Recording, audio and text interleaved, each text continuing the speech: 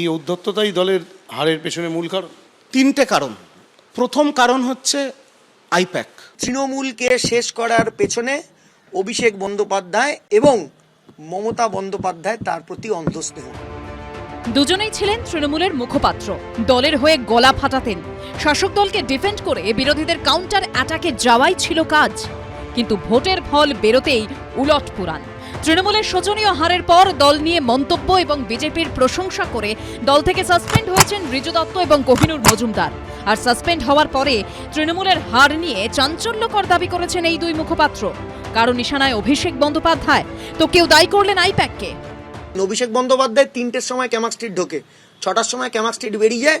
ওই সময় ক্যামাক স্ট্রিটে মাছি ঢুকতে পারে না। অভিষেক বন্দ্যোপাধ্যায়ের কাছে হতে গেলে আপনাকে তন্ত্র মতে পুজো করতে হয়। প্রপার মন্ত্র, প্রপার তন্ত্র, প্রপার নৈবেদ্য এবং কিছু সময় প্রপার দক্ষিণা না হলে ভগবান একেবারেই খুশি হতেন না। বিগত 6 মাস ধরে তৃণমূল কংগ্রেস একটা রাজনৈতিক সাংগঠনিক দল, সেই দলটাকে চালিয়েছে একটা ব্যবসায়িক সংস্থা যার নাম আইপ্যাক।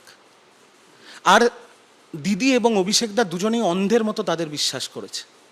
তারা আমাদের থেকেও টাকা নিয়েছে, তারা বিজেপির সাথেও সেটিং করেছে, দিয়ে দলটাকে পুরো ভোগে পাঠিয়ে দিয়েছে। ঋজু দত্ত এবং কোহিনুর মজুমদার দুজনকেই 6 বছরের জন্য সাসপেন্ড করেছে তৃণমূল। অভিষেক বন্দ্যোপাধ্যায়ের নেতৃত্বে একটা সাবোটাজ হয়েছিল মমতা বন্দ্যোপাধ্যায়ের সরকারকে ফেলে দেওয়ার, সেটা আরজিকর মুভমেন্টের সময়।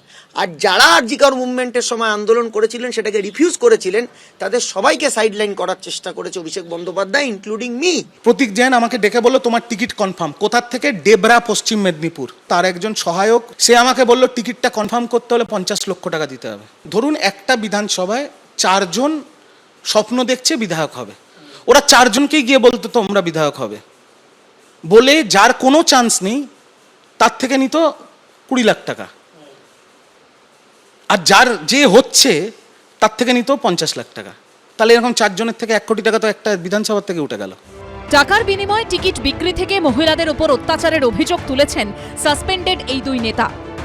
মমতা ব্যানার্জির তৈরি করা তৃণমূল, সিপিএম এর কাছে মার খাওয়া তৃণমূল, এই তৃণমূলকে শেষ করেছে একমাত্র হঠাৎ করে প্যারাশুট থেকে নেমে, তার নাম অভিষেক বন্দ্যোপাধ্যায়। যেটা 10 লাখ, 20 লাখ, 50 লাখ ব্লকের সভাপতি হবে বলে, জেলার সভাপতি হবে, প্রার্থী হবে বলে, সেইটা অত্যন্ত উচ্চ স্তরে গেছে। ওটা তো ফিল্টারেশন প্রসেস, তাকে তো ওটা অনৈতিকভাবে কালেক্ট করতে হবে। সো দিস ফিল্টারেশন প্রসেস, এইটা তৃণমূল কংগ্রেসকে তো প্রশ্নচিহ্নের মধ্যে ফেলেছে।